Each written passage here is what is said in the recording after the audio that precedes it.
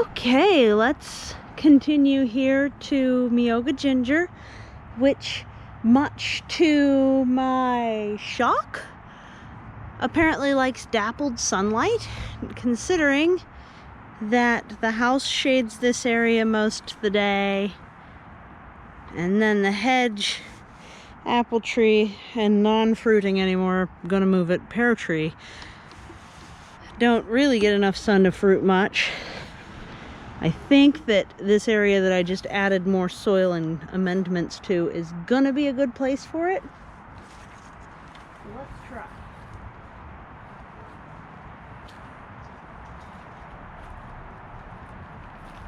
This is the Edible Acres Myoga Ginger. It likes damp, well draining. It seems like everything in this order does, except Turkish Rocket, which is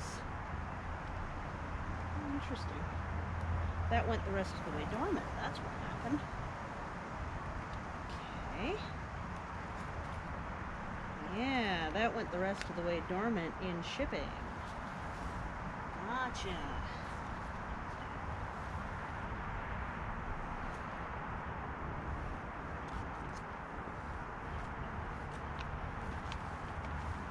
See if there's any more root mass in there.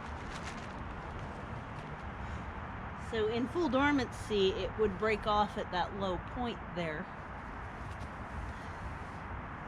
And I don't think it was fully dormant when it was packed, which is not even slightly a problem. That's totally fine. Alright. So this is pretty well just fresh compost in here with a mixture of compost and soil. But the soil is from below the compost pile. Let me just see. I think I want to put the crown at soil level and then mulch rather than soil bury the rest of the crown. I think these ones are going to be a little on the picky side. I really don't want them to be exposed to our freeze thaws. These little shreds of root here and there, I'm just going to put those along the side. So yeah, that's one. Putting these pretty close.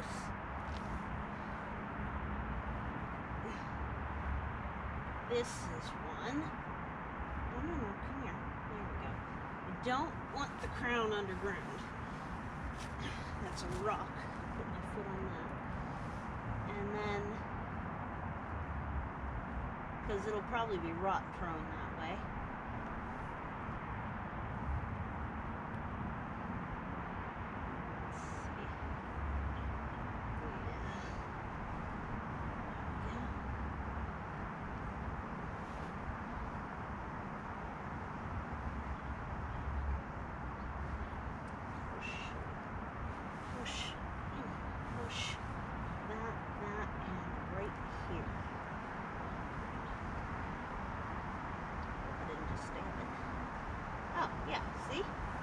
There's the three main stems that went the rest of the way dormant because it snowed while it was in shipping. Perfect. So I am going to mulch that in like crazy, but I'm going to try and leave a ring so that the roots are mulched, but the crown can be exposed. But I'll double check that. Let's see, so we also have, and we're losing light here because time change and everything. We also have ground nut and a new type of sunchoke and Turkish rocket to plant. So the Turkish rocket is right here. Now, by seed, Turkish Rocket has the ability to become an invasive. So, I want to keep a really close eye on it not going to seed. Therefore, my plan is to plant it in with the hardy gladiolus right along the porch, where I can keep an excellent eye on it and make sure I don't let it go to seed, or that if it does go to seed, you can actually eat the seed pods. Now, once I put this in, I put some good thought into this in between the last video and this one. Once I put this in, there's gonna be no moving it. These root clusters, like, it gets a taproot to beat the band, you know? So yeah, that's just one Turkish rocket. I seem to have misplaced my digging fork, which is particularly bad at this exact moment, because I really need it. Ah, hi puppy.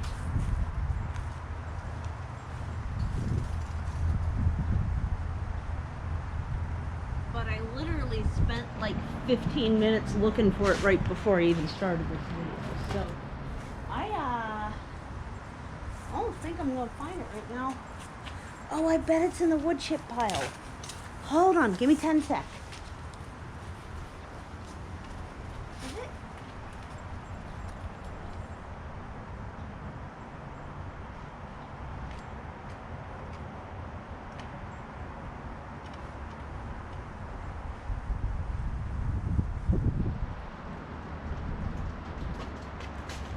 Yes, it is. Yes, it is. Woohoo!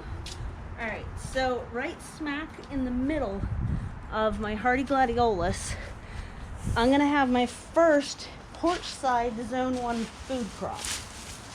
Generally, I have not put my food right up against the porch, because generally the food crops get too tall and I can't then see to be able to keep an eye on the rest of zone 1, because as we've, let's see, what side would it be, that one, this one, I don't know, as we've discussed, my zone 1s are visibility from inside the home based, and how much effort it takes to actually get to the spot, how easy it is to forget about. But then there's, whoops, we're gonna fall? No? Okay. There's also a one noise factor as well. Okay. Not quite deep enough. And this is baby in the taproot, so it's already that deep. Yeah. Okay. So right down the middle of the hardy gladiola patch, there's now going to be a broccoli rab, Turkish rocket, hill mustard. Golly, this thing's got a lot of names. You'd think it was a native, but it's not. And these are all hardy gladiola around here. But this one, I need to mulch this in like crazy too, because I really don't want it freeze thawing up out of the ground. And even with a big root system like that, the first winter while the soil is loose around it, it's really, really prone to that. So, mark that Turkish rocket, put this mulch on top.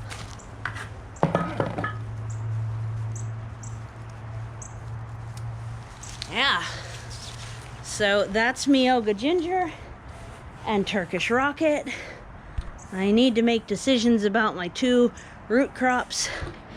Before we lose the rest of the light, you can see that even though it's only 4:30, we're starting to have some sunset stuff going on here. I'll set you down because you were obviously on a tripod. Oh, now you're crooked, whatever.